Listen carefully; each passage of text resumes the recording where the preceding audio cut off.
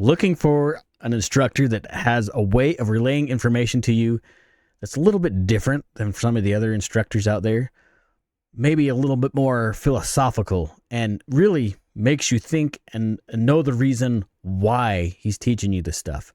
I got just the dude for you. His name's Tyler Tharp, and that is who we're going to be talking to in this episode of the Range Minded podcast. He runs a training academy called Synergy Training Group down in Mississippi.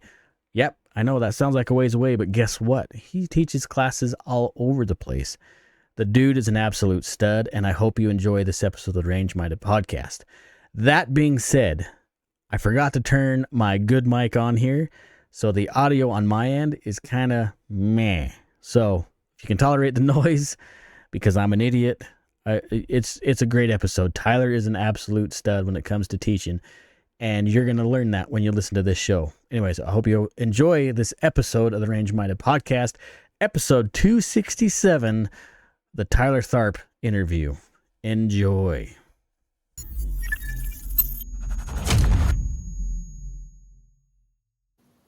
Hey, welcome back to the Range Minded podcast. It's me, Steve Zimmerman, and look, if you look there, I am not alone. I actually have a good friend of mine. Well, good friend to be, anyways. We actually have never chatted in person until now. It's Tyler Tharp with Synergy Training Group. That's way down south, my man. How are you? Man, I'm doing great, dude. Just apparently not south enough. It was like 20 degrees today. I hate being cold. I want to go more south.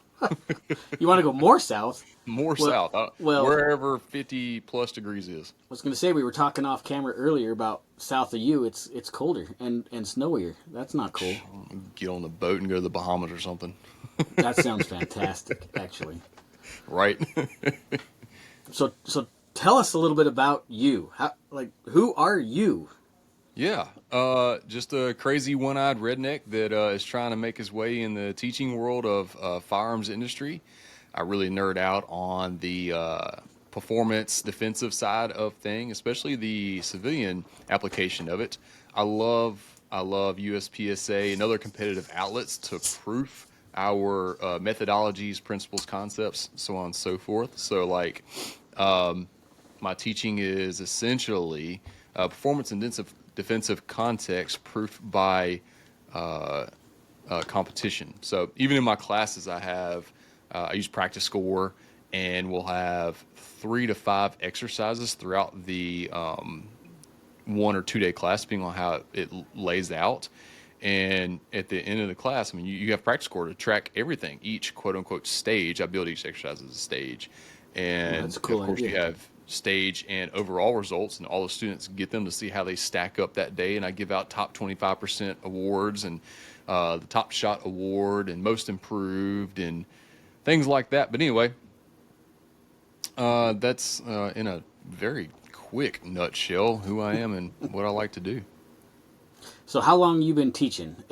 So you're from Mississippi, is that correct? Yeah, born and raised in a little place called Redwood, Mississippi, just north of Vicksburg. So any Civil War fans out there, you'll know cool. The Siege of Vicksburg is a big thing for the Civil War.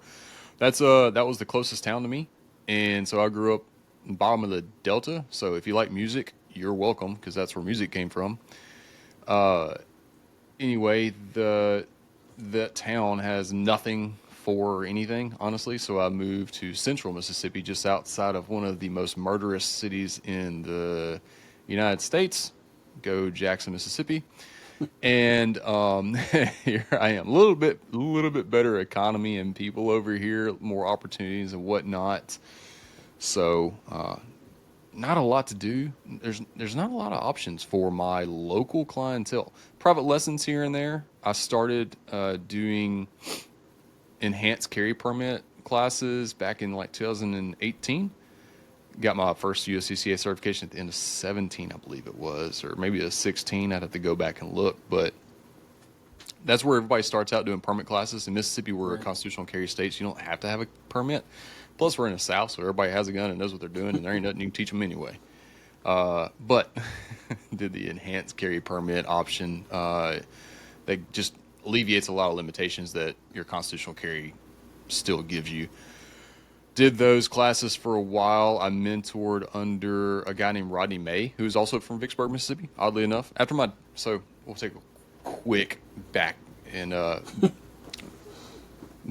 step in time. In 2009, my dad died in the line of duty. He was a cop, flipped a patrol car, heading to a house fire. Oh, My wow. mom was an undercover narc agent for a state agency, and then I did a very short amount of time as an MP in the Army.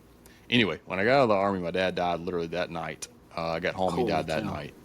And so my mom and my safe outlet, if you will, was competitive shooting. We knew someone that did it, and so we just decided to go do it. And my mom is a all or nothing person, so she went from never have shot a USPSA match to working nationals within like a year and a half. Wow. Yeah. So of course, naturally, my mom been glued at the hips ever since I was born. I started doing the stuff with her. Even went and helped work multi-gun nationals in 2011. It's the first time I met Jerry Michalik. And then somewhere around 2011, I guess 12 maybe, met a guy named Rodney May. He was the CQB instructor, performance shooting instructor for Mid South Shooting Institute. Has been the CQB and performance and shooting instructor for different alphabet agencies that send their teams to him, or he travels to them. Went and taught on the East Coast a few times with some of the SEAL guys and NSW stuff, Naval Special Warfare. I forget, most people don't know all these acronyms. My bad. Yeah, us civvies are dumb. You gotta dumb Yeah, it my down wife even gets on more. my rear end about that all the time. She's like, I don't understand this gibberish you're saying. But anyway, so he was a grandmaster back in the day. Was part of Team Sig back in the day. Shot with Tim Herron for a small amount of time back when they were both on the team at the same time. So I learned as much stuff as I could from him. Well, lucky me, my mom ended up marrying the guy. So yeah, so I have like an unlimited resource to mentor under now that That's has cool. truly been there, done that kind of guy, and really understands teaching and all that good stuff. Just finally decided I wanted to start doing my own thing. So in 2018, I started running my own like one day intro to classes, like intro to carbine shooting, intro to pistol shooting, just a 2-gun range day type of thing, enhanced carry classes. Even kind of came up with like a defensive pistol class with like moving targets and whatnot to get people kind of going in that direction. And through the natural growth of it, I now have my flagship classes and whatnot. But believe it or not, I've been teaching since I was 14. I got voluntold to be a math tutor when I was 14 years old. Did math competitions, so my love for competing against other people started about then. And then, believe it or not, I was also a saxophone tutor for a little bit of time as well. So you can imagine how many friends I had as a teenager in high school. You're a math nerd and a music nerd. And I'm not Asian, so like total outcast. Well, that's But kind of cool because, like you're saying, if you're going competitively, even like in the math side of things at school, that a lot of those things yeah, correlate in the competitive shooting side because absolutely. there's stress there. You have to figure out Hmm. problems and make an effective outcome of the problem that's put in front of you. So it definitely correlates. On the clock too, because so I remember my first competition I went to was an Algebra 2 competition. I represented myself and my school. I myself got 5th overall, and I got my school placed 3rd overall, so 3rd in the state. Wow. Which we're in Mississippi, so take that for what it's worth. So we do actually have one school called Mississippi School for Math and Science, and so I beat some of them son guns, and that made me happy. Heck yeah. And but yeah, like so, like the top 5, 6, 7 of us, we all made hundreds on this like 200 long question test, and the only thing that separated us was who turned it in first. So I was the Wow. 5th dude to turn in 100% score, and yeah, so I got a taste for competition early in life and found my way back in it, and here we are. That's basically what defines who I am now. So far, we're always changing and evolving as we should, because Sure. stagnation is death, and hope to continue to evolve and create new processes, procedures, all the things. Nice. So you mentioned that you started teaching 2017, 2018 as far as firearms are concerned. Yep, that was What about the time. what kind of drove you to focus on that at that point? Was there something that you said, yes, that is definitely what I want to do? So at this point in time, I was 27 or 28 years old, and I was finally starting to come out of the typical 20-year-old man, ego-driven type of age category.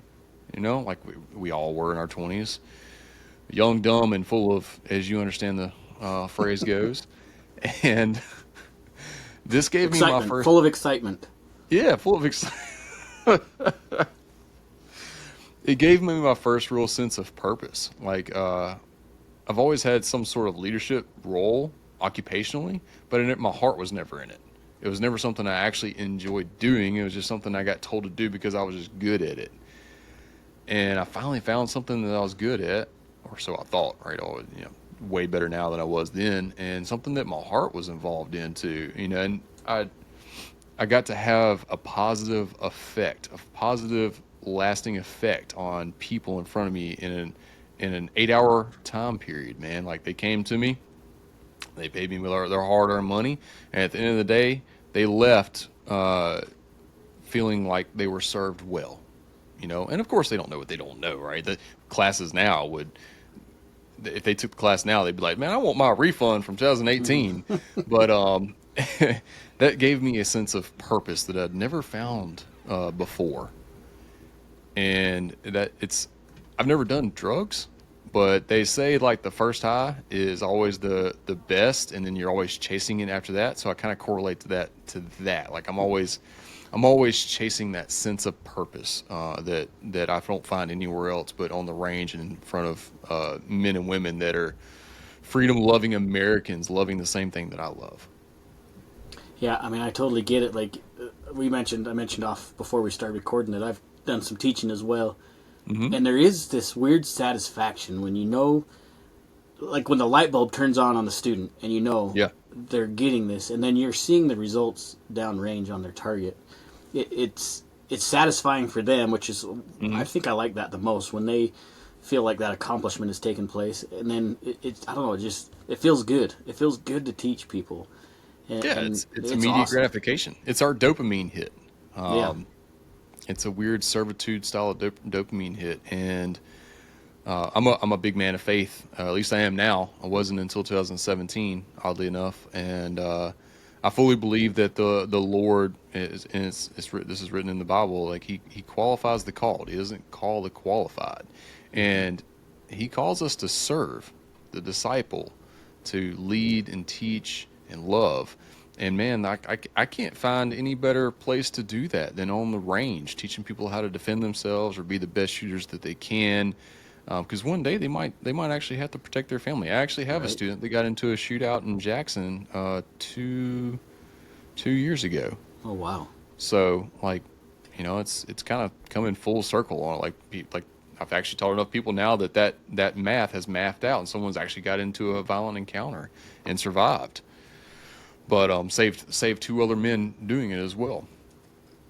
But Wow. yeah, that weird satisfaction, man. I do feel like it is my God ordained thing to do, if you will.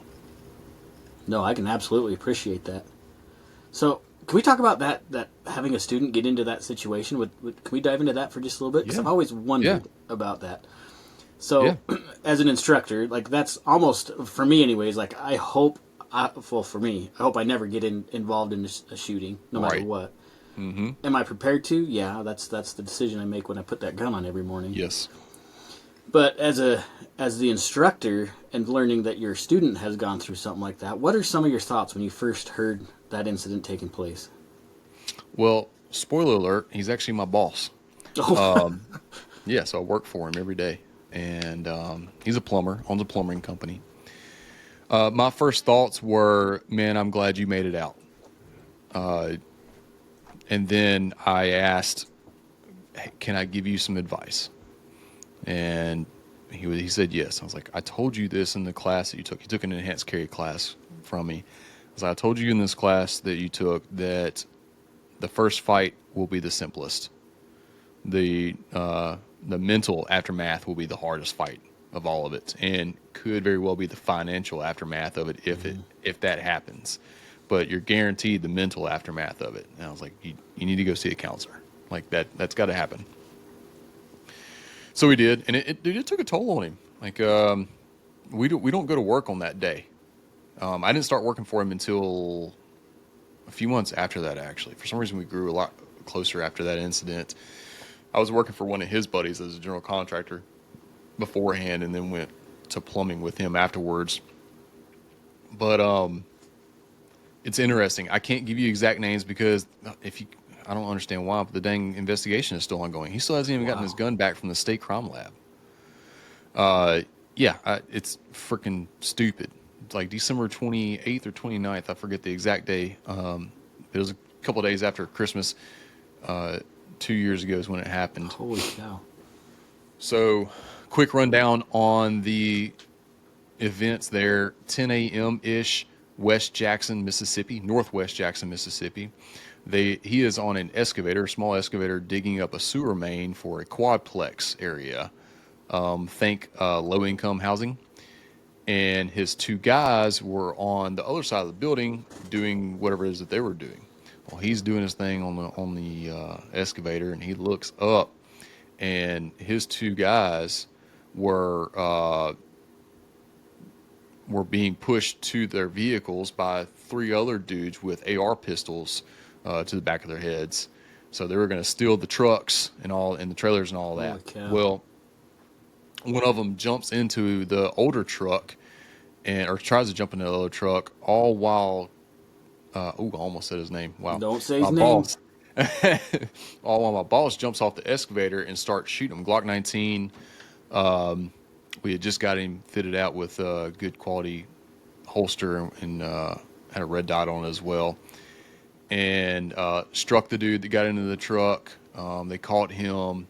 And then the two other guys, as I know it, still haven't been found. So as soon as bullets started flying, the other guys started shooting at them while running away. So thank God no one got hit.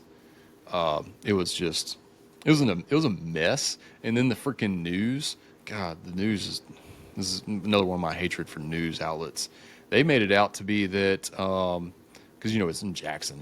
They made it out to be like, oh, this white contractor dude started shooting up these black guys because they were stealing his truck. Just because, They made it to be like he was defending property with deadly force, and no, that's not even the case. He was defending life. Well, they were just on their way home from school, right, at 10 a.m. on like a Wednesday morning, with AR pistols. I think one of them was an AK pistols, like a Draco Mini or something. But that was the gist of it, man, and it doesn't bother him anymore. But I remember like a month after it happened, he was still having a hard time even having an appetite.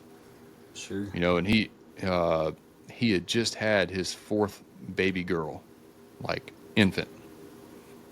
So he has since then made a decision that we do not work in Jackson. Understandably. There are certain parts of Jackson like that are barely even Jackson. They're like decent parts of Jackson that will go if he knows the person and it's a favor type of thing. But other than that, we don't work in Jackson no more. I can see why. Did that incident change any of your curriculum or how you presented the information to your students? No. Putting the sight where you need it and pressing the trigger without disturbing that is still fundamentals. Still the way. It's always been the way, and it'll always be the way, man. Rob Latham was right.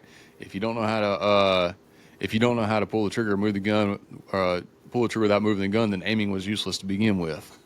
You don't know where the dang bullet was going. And oddly enough, no matter where that thing's pointed, that's exactly where that bullet's going to go. The good thing about a red dot, the bullet goes where the dot is. The bad thing about the red dot, the bullet goes where the dot is. Not where it was when you thought you pulled the trigger, but where it actually is when the bullet left the chamber, barrel. But no, it didn't change any because I can't put a excavator on the range and teach people how to bail out of an excavator and shoot from around it. But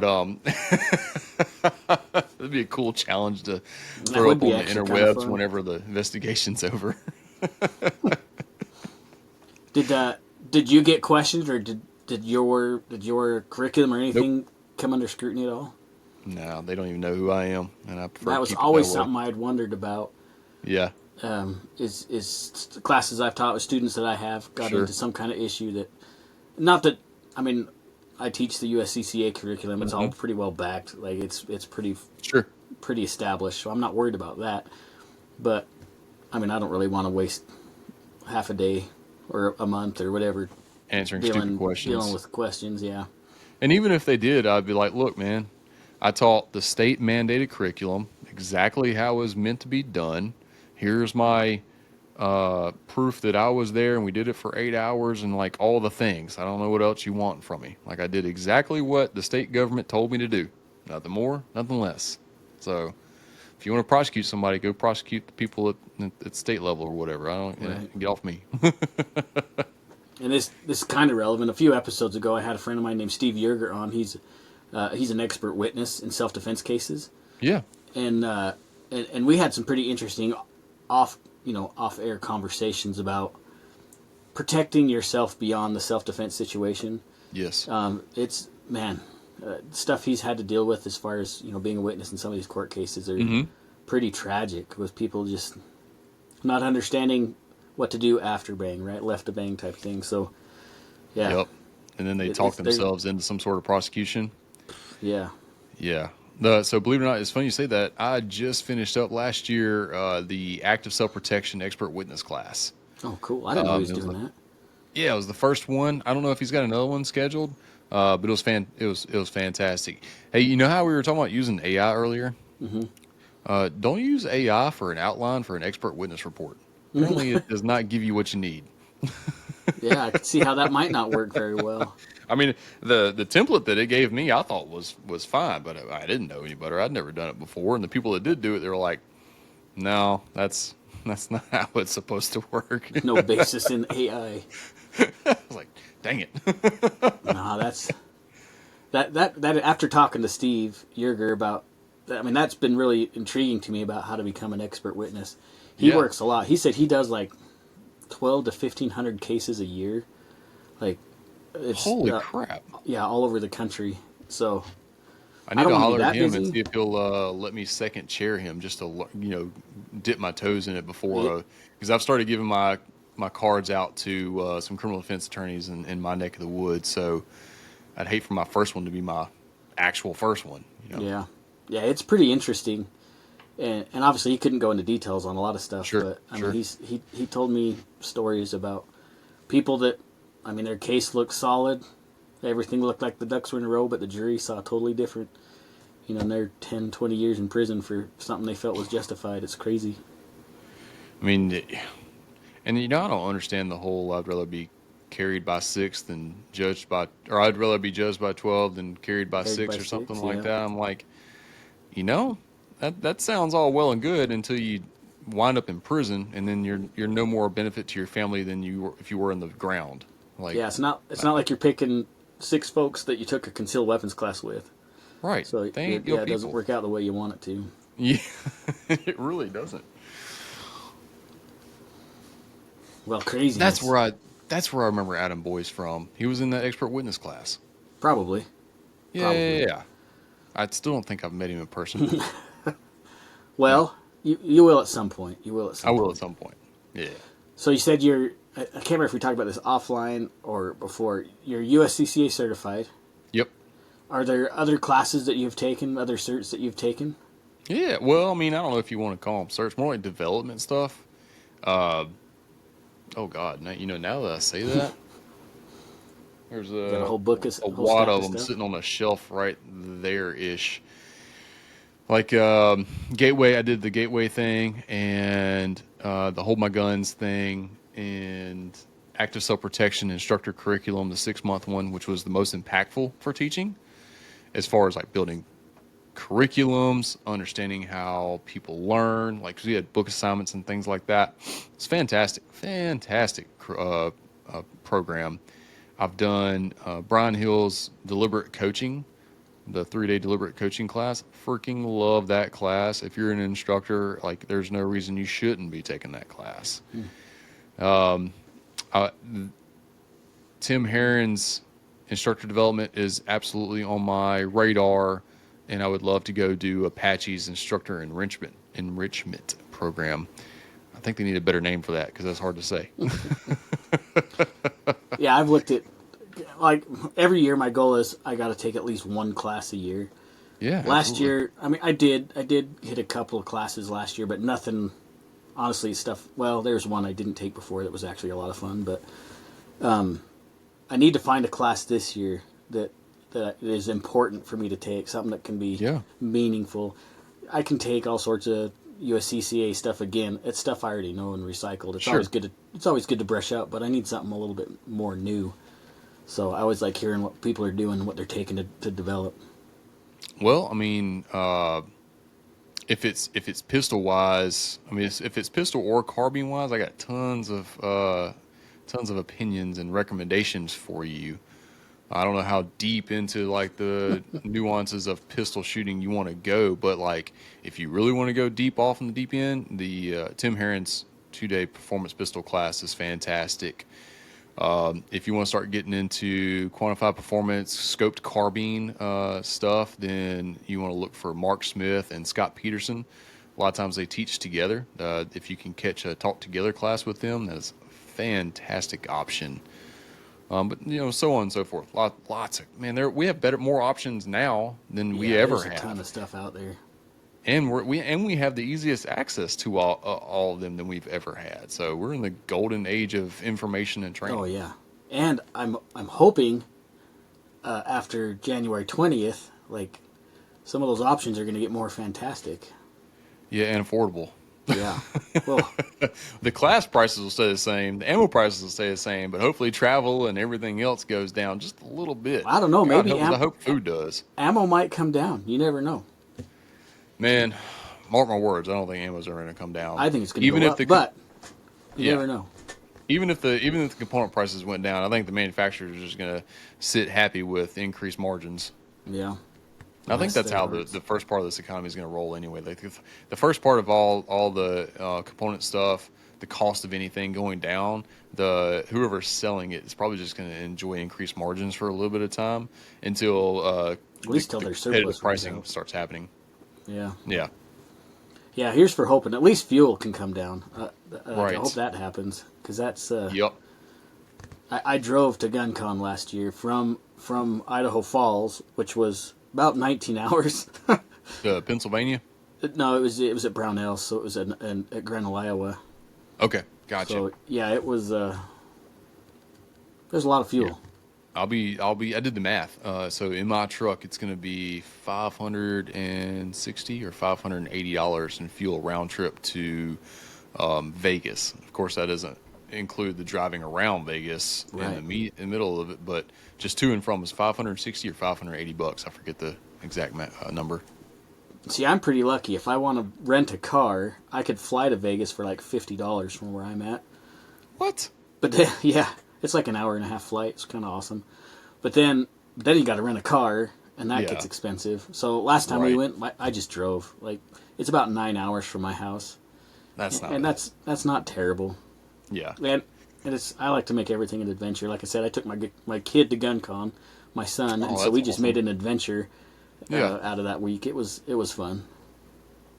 My local airport is a quote unquote international airport, even though it only takes you to Memphis, Dallas, or Atlanta. I think they got one like no name hopper jet thing that takes you like Orlando for like Disney World or some nonsense, but like you have a connecting flight everywhere.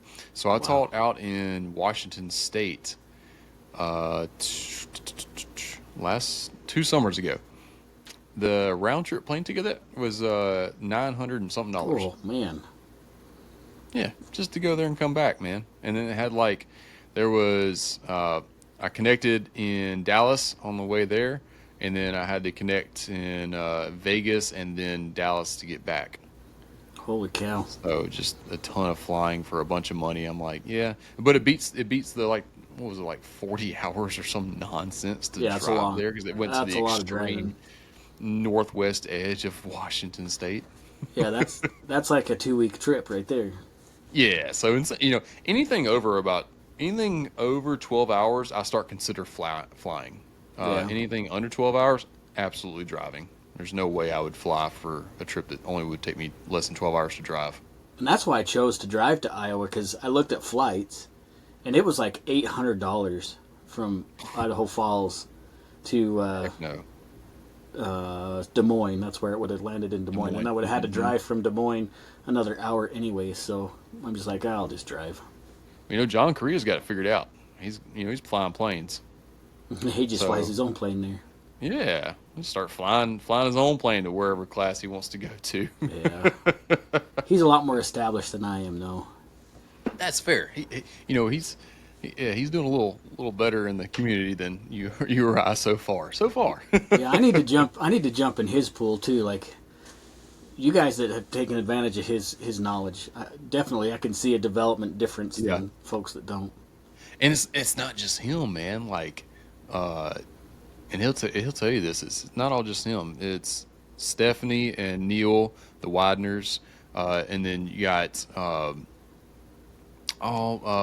Miss Carrie Dudenhofer. Then you got Chris Bean. Like they, as a team, the whole ass team is just freaking fantastic, and it's a well-oiled machine. They do such a fantastic job at anything that they touch. They do a good job at it. Yeah, I need to jump the gun and just do it. Get in Like I the said, if ASPNC. It's worth, or I'm sorry, IC. It's definitely worth it. Is it? It's expensive, but it's worth every penny. I don't Yeah. regret anything from it. I know Boyce feels the same way. He loves that he did it. Yep. And I remember talking to him when he was taking all those classes, and I could see his knowledge base, or at least his, well, not really knowledge base necessarily, but just his ability to relay information was definitely improving. Like it was working on him. And I can't believe I'd never read the book before then, but the Mental Management book, so Mental Management Systems by Lanny Basham, was one of the first books we had to read. And it has been a just absolute cornerstone of everything, of how I look at everything since I read it. Like it's totally changed my mindset on everything that I do, not just teaching, but like being a husband, being a student, being an employee, so on and so forth. Like that's such a fantastic resource. So if you hadn't read that one, highly recommend it. So yeah, I need to make a book list. Is what I need to do for the show, because I do get Yeah. recommended lots of books all the time. Do you know who Memphis Beach is? You do not. You need to look up Memphis Beach, and his real name's Mikos, but he lives in Memphis. He's my brother. Whenever you see him, you'll see the resemblance. But he has a concealed carriers book club, concealed carry book readers club, something to that effect on Facebook. Definitely look that up, and you'll see all the recommendations you need on that. But I'm going to tell you right now, the first book you need to prioritize is Mental Management by Lanny Basham. Okay. Yep, I'll it's a dig it out. deeper understanding of, like, I don't know if you've ever read The Inner Game of Tennis. I have not. Never heard of that book. I mean, those are basically one and the same. The mental management one, I think I would put more on priority because it gives you, in the back of it, gives you like things to actually do, like actionable things to start revamping your mental game. So I really dig on that. It's been so impactful that I kid you not. Anyone that signs up for my Synergy Remote program, you get a journal, and then you also get a paper where I've typed it all up like a template on like how to make your entries into this journal. Like it works so much for me that it's mandatory for you to do if you do the Synergy Remote class with me. Cool. So, yep. Speaking of your remote classes, I was perusing your website earlier. Mm-hmm. It looks like you offer a pretty good menu of classes. It wasn't always that way. It used to be just the general defensive this, performance that, yada, yada, yada, like cookie cutter thing. It took me a while to finally figure out who I am, what product I really want to deliver, how to define it, and how to deliver it. Yeah. Yeah, and all of the classes, I mean, they're definitely not just basic pistol, basic rifle. Like they're right. You're digging into some cool stuff. Like you got looks like an IDPA class. Is that right? Is that what I saw in there? Maybe I was looking at somebody else's. No, it was your. It wasn't your pistol red dot. It was another one like that on there. There's functional pistol. That's the And one I was thinking of. Your yeah, functional so pistol functional. class. Yep. So functional pistol is so it's principles and concepts with defensive context, principles and concepts, teaching those things with pistol. What's required to be an effective pistol shooter with defensive context, proofed by competition. That's what I was looking at. That's what I Yep. was thinking. It was a competition style class. So Well, dive into so that class a little bit for me. yeah. Well, you know, first off, my mantra is all shootings are a competition. So I find it funny when people are like, "Oh, you're just a competition shooter." Like, all right, dude. Even if you're a defensive shooter, it's a competition. If you go to Walmart right now and you get into a firefight with some dude in the parking lot or inside or wherever, there will be a winner and there will be a loser. Therefore, you are competing. So throw that stupid I like mindset it. out the window. The only difference is USPSA, IDPA, things like that. They're a game. That's the only difference. But the best, most accurate, and fastest shooter wins. Well, the best competitor technically wins, but you got to be fast and accurate. Right. You can't be one or the other. But yada yada yada. That's it. So functional pistol is my flagship pistol class, focused on anyone that wants the nuance of being a better pistol shooter.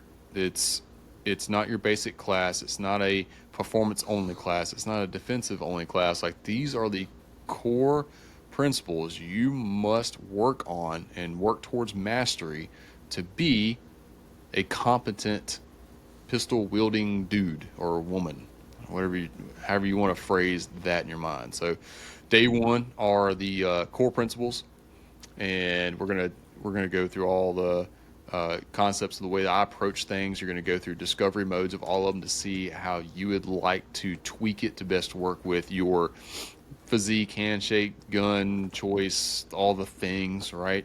The visual side of things, like you need to start seeing things you've probably never seen before, like how to technically lead. Everybody says, "Oh, your eyes must lead the gun," but like, how many people out there actually have shooting exercises where that's the only thing you isolate? Right. No, none I can They think don't. of. They don't. And then trigger press at speed is now the cool whiz bang thing, and it's a fantastic exercise. One of the ones you could easily spend 2 hours on to get the most squeeze out of, because that's you really do get the most squeeze out of that exercise. But that's been a thing for years now, and for some reason it's just now the hot buzzword. Trying to get people to be okay with certain amounts of visual verification of their sights on target, depending on target difficulty, consequence of miss, so on and so forth. So like all the core principles and then the concepts that go along with them, so that they learn how to apply them appropriately under the watchful coach's eye, if you will. Then Sunday morning is intro to movement. So movement while shooting, and shooting then moving. The three types of movement that I teach are controlled, aggressive, and explosive. And I'll show you the like which context requires which one. And then I have exercises that blend all that stuff together. And then that entire afternoon, we're just shooting exercises. We're doing all my functional exercises and then a stage at the end of the day, and we're coaching everyone through it. We are putting all this data into practice score, so you can track all the metrics. You get emailed, the students get emailed all the list of stages and the numbers and all that, the data. You know, some of them don't care about it, you know, and that's cool. But people like me, like, I really want to deep dive in all those numbers, and it's there if Sure. they want to. One thing I do on day one that most people don't do is during lunch, we'll do a kind of a hasty 30-minute lunch. And then as soon as people have shoveled in enough food to be able to actually have a conversation, we start doing intro to mental management. And it's simple. It's just a question. It's two questions. It's a two-part question. Who are you? And if you aren't the person you want to be, who do you want to be? All right. And then, how are you that person? And if you aren't that person already, how will you become that person? So you got 30 minutes to reflect and write that down. Wow. Sometimes it doesn't take all 30 minutes, but then we we go one by one and we talk about it. You chant your mantra of who you are, who you want to be, how you're that person, or how you're going to become that person. And when we get done, everybody's like, "Oh man, that was a good one. I like that one," and so on and so forth. It's like, all right, well, you still got the question, and it should ever be changing. It should be ever changing. Excuse me. As men and women evolve through life, if you truly care about self development, you will become a different person every 10 to 15 years, sometimes faster if you're a quick learner. As my buddy said earlier, he's like, "No, I'm just a quick failer." I'm like, "Well, learning comes from failure, man." That's for So I sure. was like, it's your mantra should change. It really should. You should be revisiting this, I'd say, on an annual basis. And every time you make an entry in your performance journal, you need to start out, either start out with that or just say it out loud. Another cool thing you can do is write on sticky notes and place it in key areas, like on your bathroom mirror. When you get up in the morning before you brush your teeth, say out loud who you are. And I'll give you an example. I'll tell you what mine is. I am Tyler Tharp. I'm an upcoming national level instructor. I will become that instructor by serving my student and my process. It's pretty simple. Here's the thing. Who you are, it needs to be self-affirming, all right? And it needs to be something that you can actually work towards and attain. And it needs to be process driven. Like what you're going to do for that needs to be process driven, not outcome driven. Right. I'll I'll give you an example. Came across a young new cop in North Alabama 2 years ago, I believe it was, and his was, "I am this person, and I'll reach my goals by being never satisfied." And I knew what he meant. And I think he just had a youngness to him that wasn't able to give him the better words. I knew he absolutely could have figured this out if I gave him enough time. I was like, "Hey, I like it. Let's change the end of it." All right. Because the words that you end on would be the ones you remember the most. Make a So more for me, it's positive serving ending. students. Yeah. Serving students and process. That's the best part of mine that I remember every day. And I was like, all right, instead of saying that you'll never be satisfied, let's change that. And you're welcome to change it as much as you want. But here's what I would say. I don't think it should have a negative connotation to it.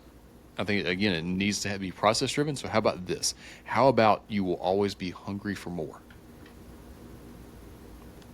No negative connotation, process driven, a little more affirming as well. So things like that. That's That's awesome. lunch. That's we're we start lunch at 11:30. We're not done with this until 1. And so we also talk about negative self-talk, protecting the self-image, how the conscious and subconscious and self-image all work together for the sake of triad state or flow state, whichever school of thought you subscribe to. And then throughout the rest of the weekend, you are not allowed any negative self-talk.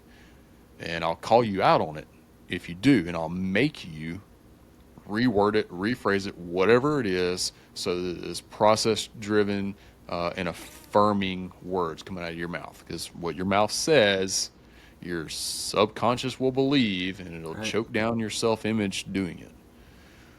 So anyway, that's No, that's rad. yeah, that's functional pistol, and I don't know, however long that took to say it. No, that's good because that's not normally what people would expect to take from a class. Like, okay, I'll just 500, 1,000 rounds in a couple days, and that's it. Sure. No, dude, I like the philosophy idea. I think that's fantastic.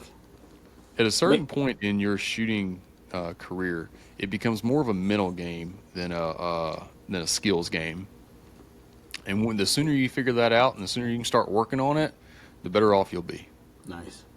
It makes me think of a lot of stuff like out of like Think and Grow Rich. That same positive mindset, which I have experienced. When you start Hmm. thinking positively, things definitely change around you. I've seen it. I've Yes. felt it. I've experienced that. It's it's funny how many people don't think about that or don't Yeah. believe in that kind of thing. And it is kind of weird if you haven't Hmm. experienced it to say, yeah, I'm going to start thinking more positively, and that energy just gets boomeranged right back to you. It's Yes. weird, but it works. It works. Positivity breeds positivity. Negativity breeds negativity.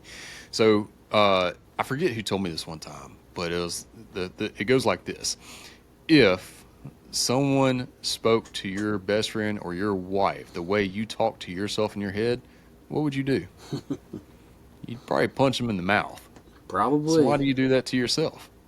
That's a good way to look at it. Here's something I've been trying lately because my job really irritates me. And it's not the job that irritates me. It's the fact that I know I should be teaching on a national level for full time doing already and not destroying my body for the exchange of money. That's what irritates me the most. But anyway, this is something I've been trying to do. This is a tough goal for me, man. Every time I have an outward negative expression of any sort of aggravation or anything, I have to follow it up with something that I'm grateful for. So, and I stole slash manipulated that advice from Brian Hill because he says it's really hard to be mad or irritated or anything when you're grateful. I was like, well, I'm irritated by a lot of things. So how I can feel you I there. how can I fix this? Because I say things out of irritation that's at work that's really annoying, and I don't like that about myself. And so that's something I'm trying to work through. No, that's great because you're teaching them. Well, as far as your students are concerned, you're teaching them more skills than just firearm skills. You're Right. teaching them something that can develop them. Just like you're Just saying. humans. Yeah, it's just Yeah. like you're talking about that book that you'd read that changed the way you live and your mindset. The same thing is you're sharing that knowledge with other people to develop them as well, better citizens, better husbands, better wives, better firearms users and firearms owners. Yeah. Yeah, I think that's fantastic. You were saying earlier that you really enjoy that moment when the light goes off in a student's head. Yes, absolutely. Here's one for you. Here's what I've grown to love is when they have such an amazing positive effect from this class that they become a return student and they tell other people like you'd basically be an idiot if you didn't take this class. And that they're so happy with their time with you that they want to share you with other people. Yeah, that's awesome.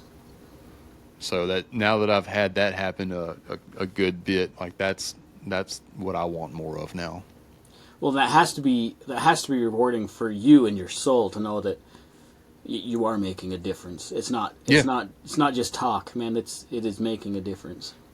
I mean, if I died today, I'd be okay with the fact knowing that I served my people to the best I possibly could with what I had. Am I perfect? Heck no, no one is. No one ever will be. Will I ever be perfect? No. Again, that ain't the goal. The goal is to do the best I can with what I got in the time given with the people that are directly in front of me.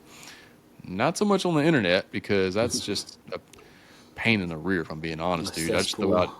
I try to throw out good information here and there and help some people when I can, but you're not going to find me bickering with other people in the comments. Yeah. But the people that I can get in front of, if I can just have some time with them, I'm going to try to make the best of it as I can. That's awesome. And I could die happy today knowing that I did exactly that. Well, and it sounds like your students approve. Yeah, So that's I like to rad. think so. So what are some of the other classes that you're offering on there? So I have RDS operator, which is geared towards law enforcement departments that are moving into using RDS equipped pistol, electro-optic equipped pistols. And I consider it to be the most holistic one-day red dot pistol class on the market. I see a lot of red dot pistol classes only geared towards shooting. It's just like you don't ever turn the optic off. You don't understand how to frame the window in case your optic breaks, things of that nature. They don't teach you how to like properly mount it, maintenance, things like that, holster considerations, different types of red dots and why they're advantageous for different contexts, things like that.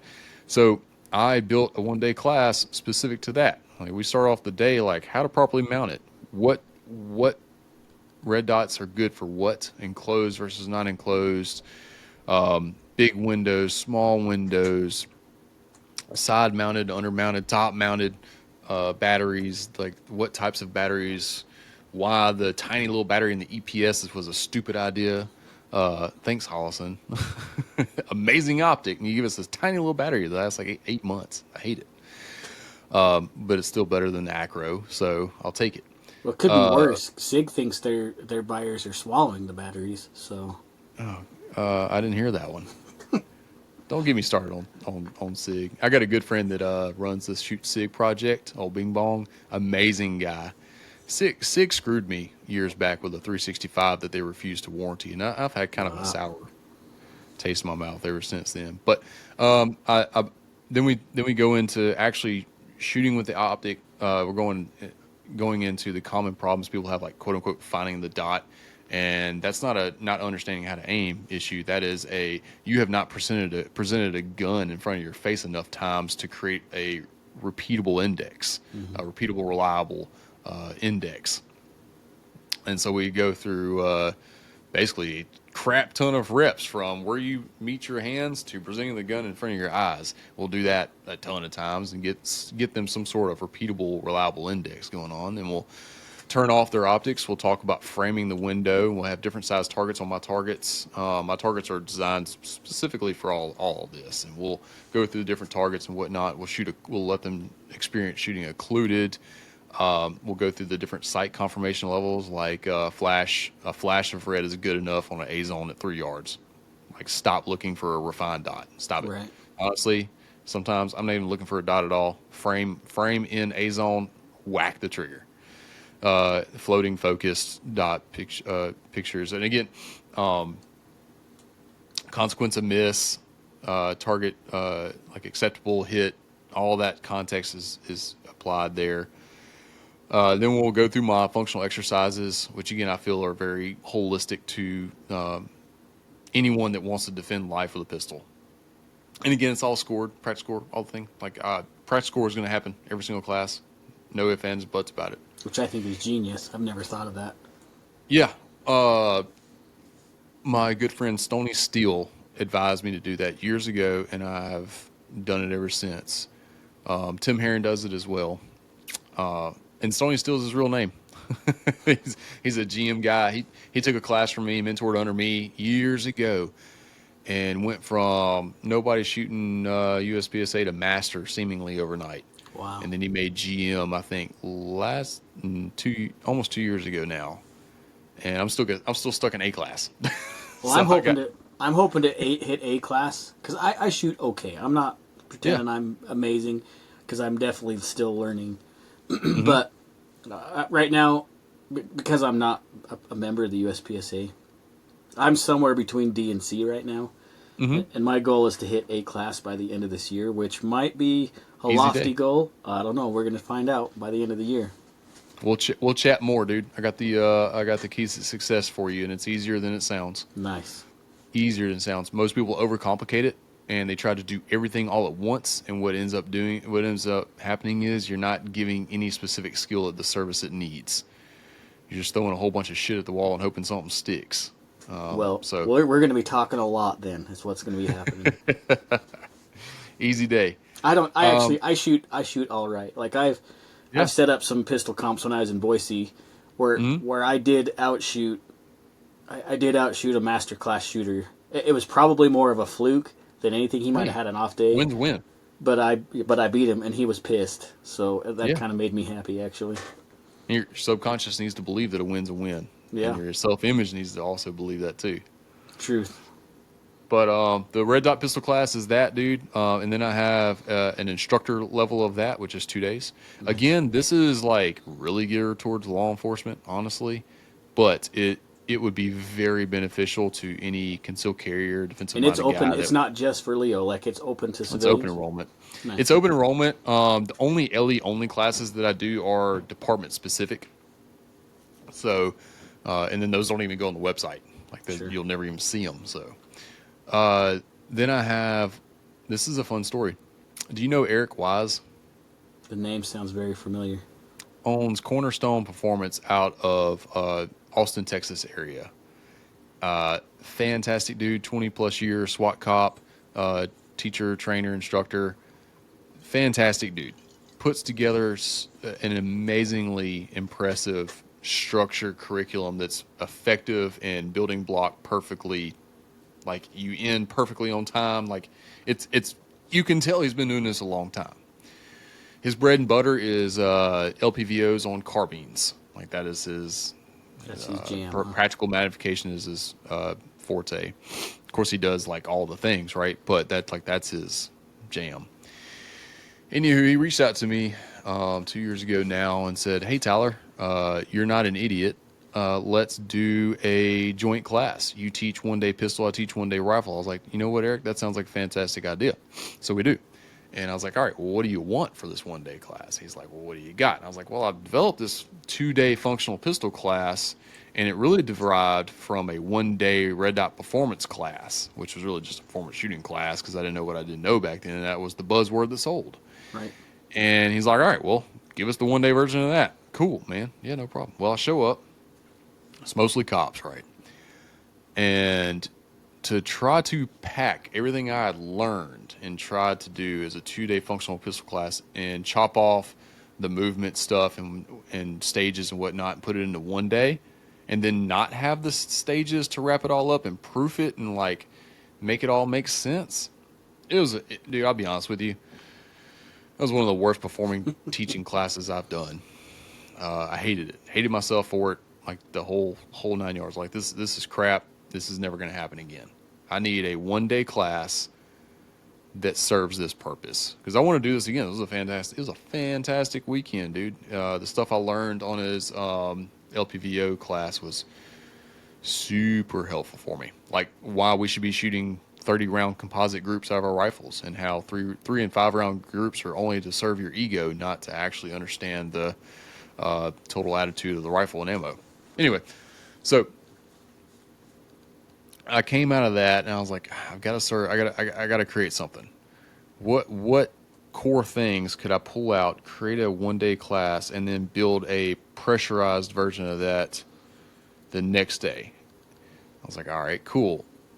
Basically, stand and deliver because I don't have time for movements. Sights, trigger. That's it. Basically, let's just do sights, trigger, grip structure. And I called it accountability at speed. So it appeals to the LE world because stand and deliver is pretty much their whole training thing. And accountability is their thing. They don't believe in going fast, generally speaking. Like the LE world is just like against competition, going fast, all that because it's unaccountable. I was like, all right, well, what about accountability at speed? And so, hey, it worked out great. I love the curriculum. I love the way it shaked out. And I was like, all right, what's day 2 of this look like? How do I ramp up the pressure? How do I add punishment for unaccountability? Because if I want to stay true to this accountability speed theme, I need to make it. I need to have the bar high, if you will. All right, so now I started throwing around ideas for punishments for misses. I started looking at using negative targets. That way you can't see your hits and you have to tell me where they were hit. So like on day 2, we talk about shot calling and then we go into shooting negative targets, hostage targets, and then on time, and then on time to see how many you can get. But if you miscall anything, you lose the points on that target completely. And then if you miss completely, you're just completely out. You don't even get to shoot anymore until the next exercise starts, like last man standing type of deal. And then I stole this idea from watching Brian Hill use lasers. I was like, ooh, what if I could do visual disengage indicators?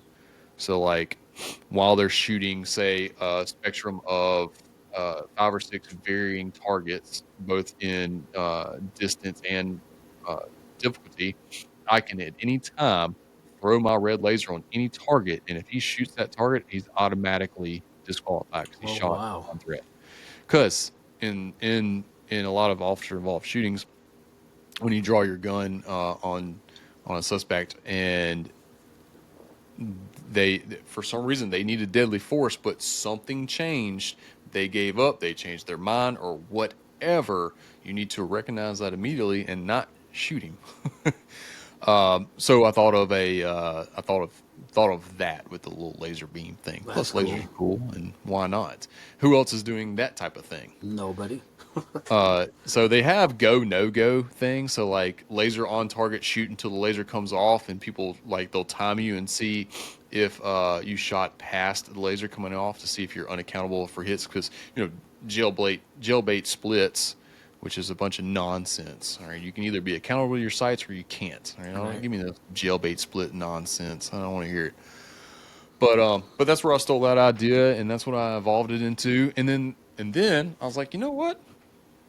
I want to teach other people how to teach this because I think this is fantastic. So I created a third day, which is a 3-day version of it, which is the instructor level of it. And the coolest thing about the 3 versions of accountability at speed and the 2 RDS pistol classes is they're approved by my state now. I got them approved by the State Board of Minimum Standards, so any LE that takes these classes gets credit for it, which makes it a whole lot easier for departments to have me come in and do the things and whatnot. But Mississippi's poor, man. Like, we don't even have a single full-time SWAT team. And nowhere in the state do we have a full-time SWAT team. So, like, getting those guys the resources. Yeah, the getting the guys the resources they need to train is like pulling teeth. So, but hopefully that'll change soon and they'll do more of it. That's a pretty intense class, though. Holy cow! Yeah, I can't wait. I have not yet had a chance to do the second day without just kind of proofing it out on my head and pointing lasers at things. But I've done the 1-day version of it a couple of times, and then I created the same thing but rifle. So accountability at speed with carbines. Can't wait to get booked for. Oh, you know what? I'll say that. Do you know who Brandon Alvarez is? Yes. Broken Arrow Project out of Florida. He is a special ops guy coming up in March, I think it is. We're going to teach a 2-day accountability at speed. So he'll be teaching with me the first ever 2-day version of it. So that'll be a lot of fun. That is cool. Yeah. You're gonna have some frustrated shooters, but that's awesome. Yeah. Yep. Yeah, it's going to be, I don't know. I got to figure out a way of awarding them too. I can't just punish them for missing. I got to give them some type of award. I'll figure that out. Challenge coin or something at the end. Yeah. Yeah. I do actually have those, but like I have to meet you in person and like you have to earn it type of thing. Not by shooting, but by being a good human. That's good. Well, patch. I noticed you had some patches, some success patches on your website. So. Yeah, I'll figure out a new patch design. I've been using AI for patch for artwork as well. Have you? I haven't done that yet. It's frustrating. Sometimes it like 1 out of every 15, awesome, but the 14 that it takes a minute each on, it's kind of annoying. Yeah. So, so the prompts are just kind of it's annoying. Good luck. Yeah, I just have a guy say, "Hey, this is what I want to do." I'll pencil sketch something out, and then they create it. And I'm like, "Yep, that's the one." Yeah, well, I should spend more money and do that. I found a guy. Actually, I found it through Adam. Adam found this guy, and he's pretty reasonable. Nice. Yeah, I hired a guy to do my Synergy logo, my new style of Synergy logo. But I just wanted to do it on my own just to see if I could. Sure. Plus, they're 97-cent poker chips for awards. Whatever. I think that's cool. Yeah, appreciate it. So let's see what else you got. The speed, accountability at speed. Mm-hmm. So what else you got here? Concealment workshop. What's that? Oh, concealment workshop. It is 2 to 2.5 hours for my local community. I need to get some more on those website now. Think about it. Where I take this freaking 10-gallon bin full of holsters and dump them out on the table and organize them through how they work and what they do and different belts and of course the Filster Enigma and all that. And people will get to come in and listen to me explain how concealment works, why we want certain things to do certain things. Idea. Clothes considerations, belt or beltless carry considerations, so on and so forth. And then nobody's talking about that. At least in Idaho that I know of, nobody's addressing that. Nobody's doing it around here. They just do the enhanced carry class, and like, here's your Uncle Mike's or a little sticky holster. Happy day, don't shoot yourself. Right. That's pretty much all you get here as far as concealment. And I'm partners with KSG Armory, so they get to try out that, and they can go directly through my website and order a KSG Armory holster or a next belt or a foundation belt, EC Nice. foundation belt, which are my favorite products for concealment right now. And anyway, they get to try on all this stuff. Like, they get to try on the different belts, different holsters. I have molded guns. Matt Clinton, I forget his business name. Crap, EDC something or another. Anyway, he made me a Glock 48 with a red dot on it, and a Shield with a red dot on it, and a 19 with a red dot on it. So we got little fake guns that are 1-to-1 that they can put in the holsters and actually see how well they conceal. Yeah, I need to get more of those on the website. They were pretty good. They were pretty good last year. Get more of those going. Yeah, it's for us that have been like through a little bit more established in our firearms journey. We end up with a lot of holsters and a lot of belt options, a lot of stuff because we've had to figure it out, and kind of fast tracking new people to the community. Man, that's a great idea. Yeah, I mean, I don't want them to have to waste hundreds of dollars on junk when I could just, they could come to a class, spend the $75 for class entry, and $100 on a quality holster after of testing it. Because that's such no a good gun idea. store is going to let you walk in, rip open a package of a holster off the shelf and try it for an hour before they buy it. That ain't going to happen. I might steal that idea from you, man. That's such a good idea. Go for it, man. Yeah, Then I I think the other thing cool that I got going on is Synergy Remote, which is a remote hybrid class. 6-week minimum. We meet virtually 4 times. It's a 1-hour lesson each time. The first one's onboarding. We'll go through all you got in your onboarding packet that I mailed to you. We'll go through your questionnaire that you filled out and emailed back. And you'll get your first set of assignments. They'll be both live and dry fire, and you must video record certain aspects of it and send it in. If your specific shooting journey could benefit from any of the books that I've read, could recommend, I would add that to your workload. And then second visit, we're just watching and going over, critiquing, coaching the videos from your previous assignments, giving you new assignments. Meeting 3 is just a repeat of meeting 2, essentially. Again, going over the things, new assignments. And then week 4, we're going over all those assignments, asking you outro questions like, all right, where do you feel like you grew the most? What are some things that you feel like you still are lacking on? Any unanswered questions, yada, yada, yada. And then if you have the opportunity to extend it. And you can extend it on a 2-week basis. Imagine doing a renting thing where you had 1 year your contract with, then you can extend it month by month after that. But same thing here. How's that been received? Very well. It doesn't sell well because, again, I'm still the new kid on the block and people just don't know about me. But the people that have done it, immediate results.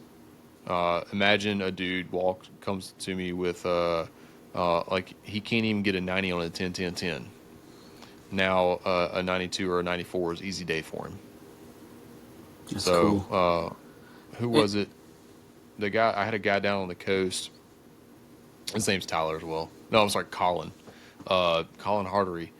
He went from I think C to B class, almost A class in 6 weeks. Cool. Yep, got a couple other guys that are about to hit A class as well. About a 20% jump, which D to B is a pretty easy jump. There's a lot of meat on the bone. All you gotta do is put in the work. You can get there. Right.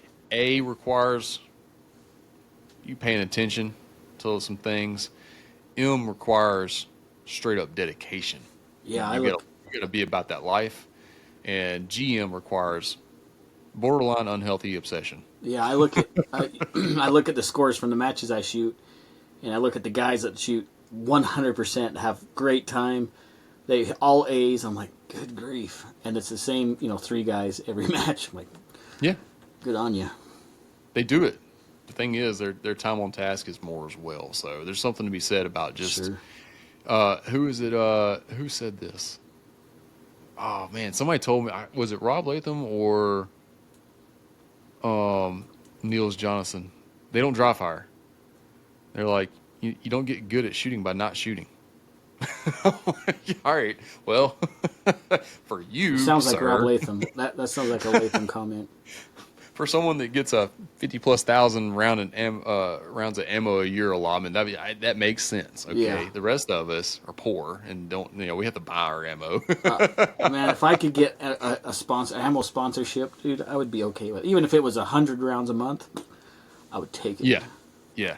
It's so hard to find an ammo sponsor, man. They want more than they give. Oh, yeah. These days, that's for sure. Unless you got 1 million subscribers and all Well, that, like, I've noticed that with any kind of 2A related sponsorship for my show, like it's like pulling yeah, teeth to, you know. yeah, they want way more than they Yeah. can give. That's what. I So I Go spoke ahead. earlier about my upcoming sponsorship with Santan Tactical. Oh yeah, It's been the exact opposite. Like really? they give more than they want, which we need to have a chat. I'm like, bro, y'all need to like specifically say what you want me to do out of this relationship, because like I don't want to take advantage of y'all. Right. I want to do you right. I want to serve you because you're serving me. Like you're gonna send me a free $2,000 rifle. I want to make sure that you're getting something You out got of it. I've already value sold coming them out a of it. couple of rifles. Yeah, like I've already sold them a couple rifles, but obviously I need to sell them a whole bunch more to offset their investment in me. But that's that was one of the reasons why I was so happy to deal with those guys, That's cool. Daniel, Benny, and oh goodness, I forgot the other guy's name, Tanner. God, so many names. Wish people had numbers. But Daniel, Tanner, and Benny have just been so nice to me, and they've been over backwards to be so accommodating. They went to That's bat for cool. me to the owner. Was like, hey, this guy's legit. They brought some rifles to the Guardian conference last year because I taught all the rifle stuff up there, and so they supplied the rifles. I got Blue Force gear to supply the slings, Hollison to supply the optics. Wow. So you didn't have to bring, like, people come to these conferences. Just They're show pretty up. new to things. So you can just show up. We have the ammo on site, the whole 9 yards. Buy your ammo. Come use a rifle that we're supplying you and have a good time. And I didn't even have to ask twice. Like they were like, yeah. When is it? Wow. Where is it? Oh heck yeah, we're not even that far from here. We'll be there. That's super cool. Fantastic. Vertex, the guy that from Vertex when I was at GunCon, he was the same way. He's like, we don't care how big you are. Yeah, Yeah. we'll work with you. So I reached out to him, and then the guy must have got fired or something because his email doesn't work anymore. So I was kind of frustrated. Was it Dan Gross? I'd have to pull up the card. I can't remember. He was like I think he was like a retired teams guy or something. He was super cool, Yeah, but yeah. yeah, he's like I couldn't get a hold of him after that. Yeah, so the guy, my contact for them and Zev is Dan. I'll get you all that information Yeah, like, afterwards. it might be the same. Maybe it was the same guy. I don't know. But yeah, I was like, Yeah, because I reached after him about a week after GunCon. I started reaching out to those folks, and yeah, it came back undeliverable on the email. I was like, dang it. yeah. Email's been coming. So I used to have a decent relationship with ADM, but the guy that I had that relationship with is no longer there, and the new guy doesn't know me from Adam. And so, long story short, I no longer get free mounts. Dang it. I know I've been rocking this ADM UIC 15 Mod 1 since they were the new kids on the block, and they only had this and their mounts. And they used to give me free mounts just for, pimping their gear and teaching with their rifle and whatnot. And, well, now I need a new mount, and so I got to pay for it. I'm like, dadgummit, this sucks. I don't want to pay $300 for a mount. Hey, there's always Timu. No. God, I think a Timu mount with a Leopold Mark V on top of a Santan rifle would stick out like a whatever. Well, the scope wouldn't last very long; it'd just fall right off. But That's true.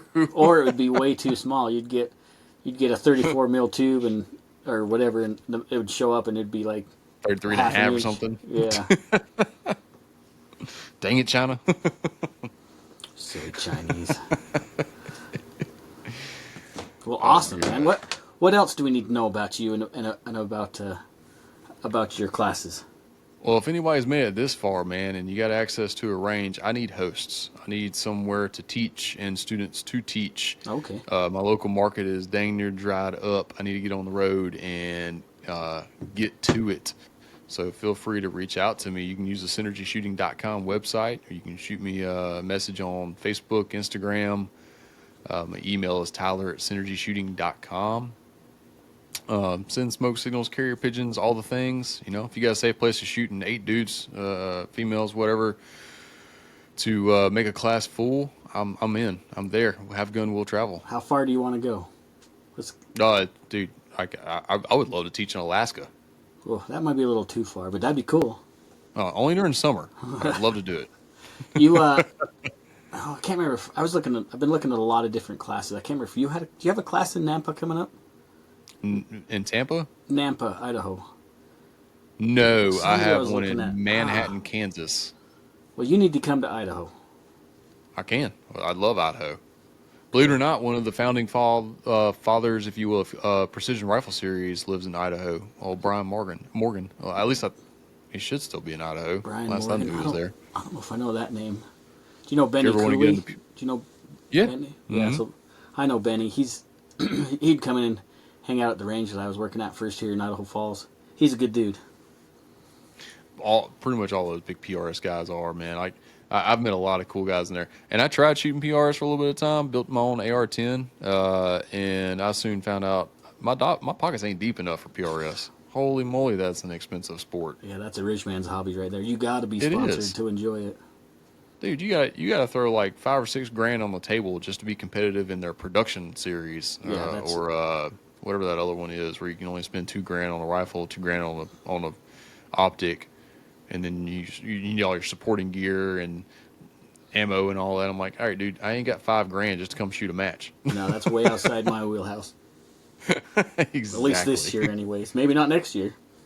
I did shoot a mile with that AR-10 that I built off the roof of my truck, though. So that Holy was cow. once What caliber? Yeah, 308. In a 308. Yeah, it was obviously you're transonic at 1,650 yards at that, or meters at that point, but made 3 impacts out of 5 sends. So on an Iron Maiden at 1,650. I kind of want to build a 308. I kind of want to. Yeah. Well, again, knowing now what I know, then I'll give you all my information. There's a lot of learning pains with that. Yeah, when it comes to AR-10 platform, it's a different pig than anything Yes. AR-15. Yeah, you can't just Frankenstein that stuff together. No.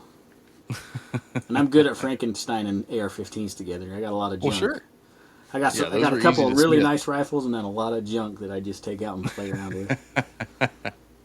I quit Frankenstein them together whenever I had a relationship with ADM, and I just started using their stuff, honestly, because which they sent me all the receivers and the rail, and then I spec'd out the barrel and the A5 Viator and all the other things, and assembled it myself just because I wanted to. Sure. But there's no reason not to just go buy an ADM or a Santan or a Cobalt Kinetics or a LWRCI. Did you see LWRCI revamp the magwell shape for 6 arc I did not see that. optimization, and now Magpul has a mag I saw the specifically mag. for that I saw as well. Magpul's mag, yeah, but I didn't know that LBRC was doing some stuff with it.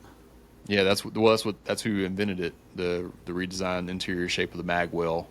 So now I got to get my QP rifle that I'll get from Santan will be a 6 arc, so I'm gonna have to talk them into editing their CAD, so whenever they mill out the magwell, they do it to that specific spec.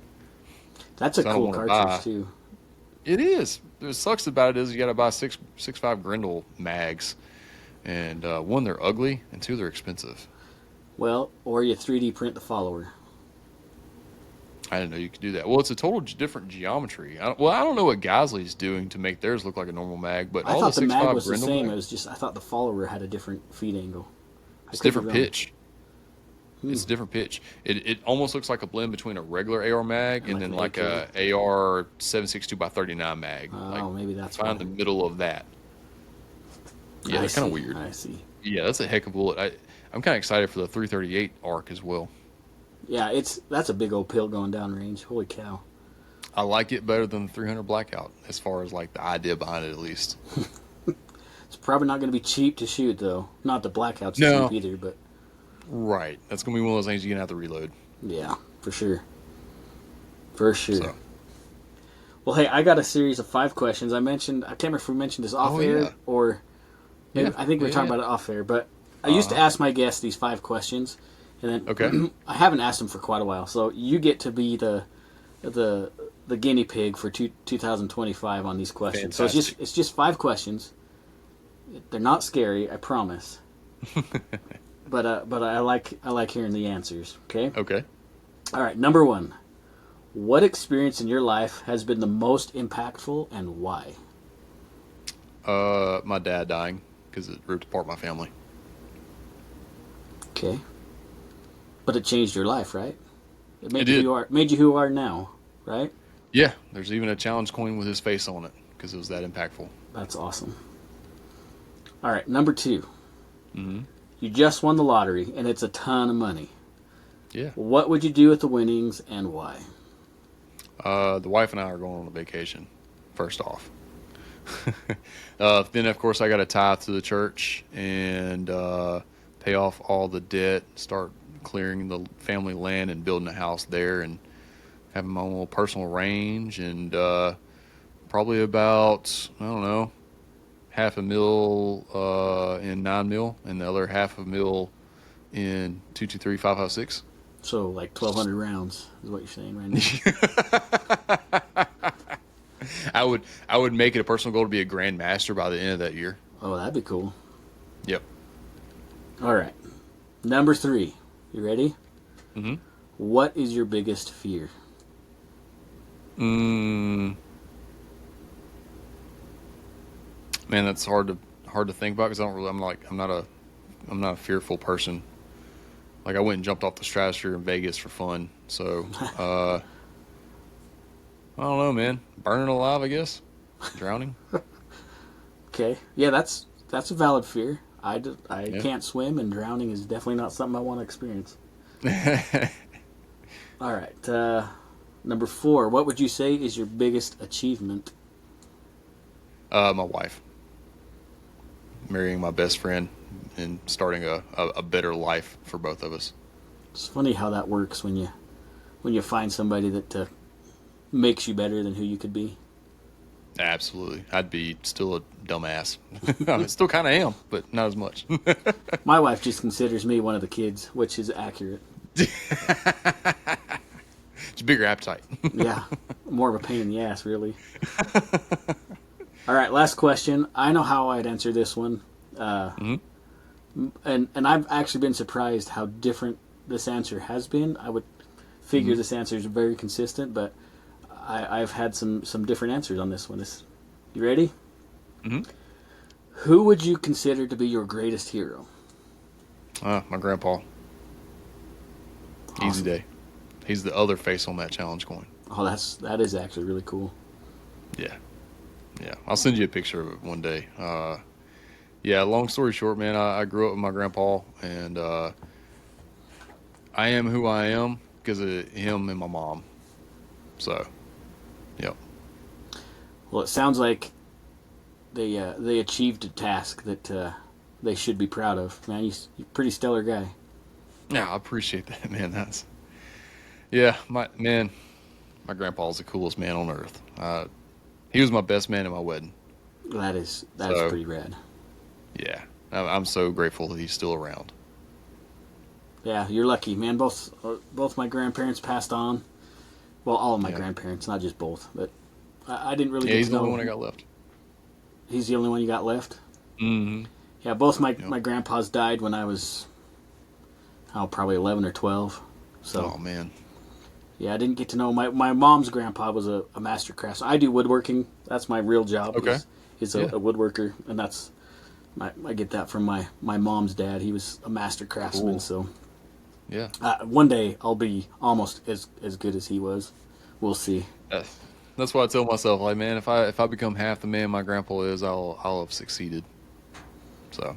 Yeah, sounds like it's a good legacy to go for. So. Agreed. Okay, dude. Where can people find you? Look up Synergy Training Group on all the socials. And then synergyshooting.com is the website. For some reason, Synergy Training Group, STG USA, all those domains, none of those domains were available. That's So, frustrating. yeah, so Synergy Shooting it is. Okay, synergyshooting.com. What about your socials? Synergy Training Group All of them on, same. yeah, Instagram, Facebook, and YouTube. There we go. I just started up Rumble. I don't know what to do with it, but I'm Rumble there. is hard. Yeah, Rumble's tough. I just upload my videos and that's about it. I don't really spend any time on Rumble. yeah. I don't know. Kind of getting famous on Facebook though. They keep sending me like $11 a month, so Damn, might be able to quit my daytime job in about 40 more years. big time. You need to jump on Twitter because that is a party. Is it? Yeah, it's Is it actually monetized as well? you can be. I have a Oh, friend on there that interesting. he buys a gun every month or so. Buys at least one gun a month from revenue he makes off Twitter. Shoot. I know Yeah, people do that with freaking TikTok, and they are irritated as hell right now. yeah. Well, TikTok's back up, but Oh, is it? yeah, Oh, well. I'm not. I never TikToked. I'm not. Well, first of all, I'm not active enough on TikTok to make any monetary value, but Mm-hmm. I don't think my ideas really correlate with No, those that make money off TikTok. I'm not a whiny they liberal. don't do on any of I'm it. not a Chinese guy. Like, you Yeah, know, it's every time I post any kind of, like, I posted just a picture of a Colt Python barrel to advertise one of mm-hmm. the episodes of my show. I got Mm-hmm. flagged. Like, they almost took my Yeah. channel away. It was just a Oh, barrel. Stony Steel had a video go viral on TikTok of him just using a paster gun on a target. And then he uploaded a picture of his practice session, like not long after, crushed his whole account. That's They so shut it all stupid. down, deleted it, whole 9 yards. I have a feeling because, because they were going to ban TikTok and Trump actually was like, hey, let's not do it yet. I kind of wonder if that might change a little bit about the content they let on, because I think Mm-hmm. maybe they're thinking they're treading on thin ice. I don't know. We'll see. Maybe so. It's not it still could get banned. Trump's Yeah, it's not for off sure. the table. He's like, hey, if they're not going to willing to play ball, then they're going to be banned in the United States. So we'll see what happens.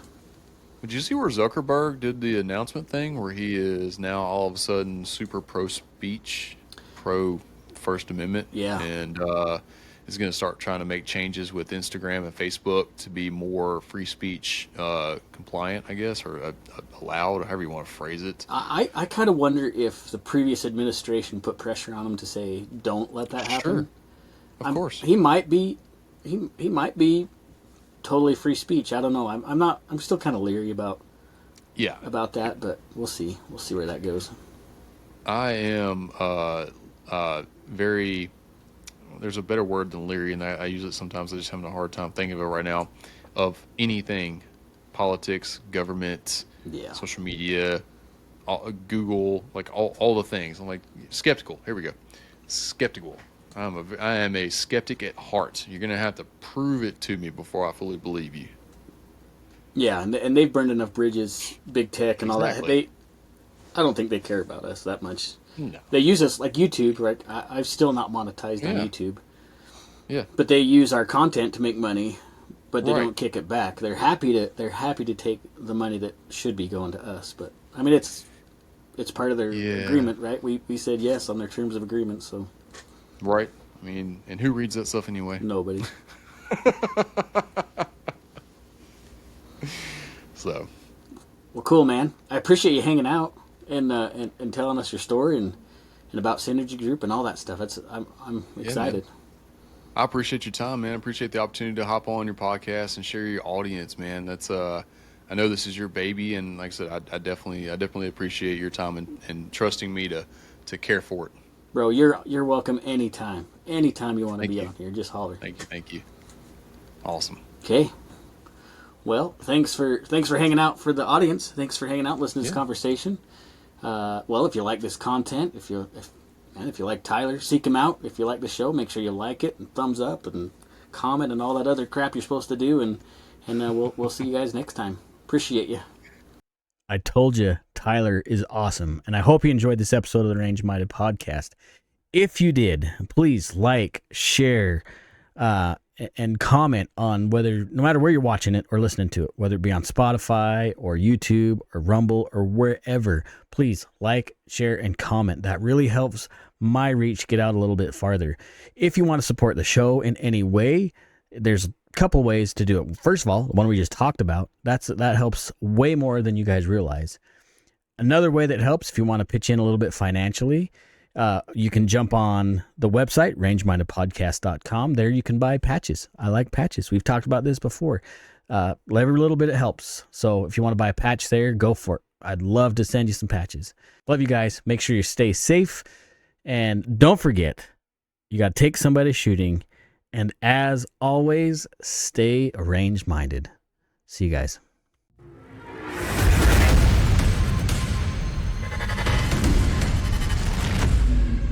Tut, tut, tut, tut. Bye-bye.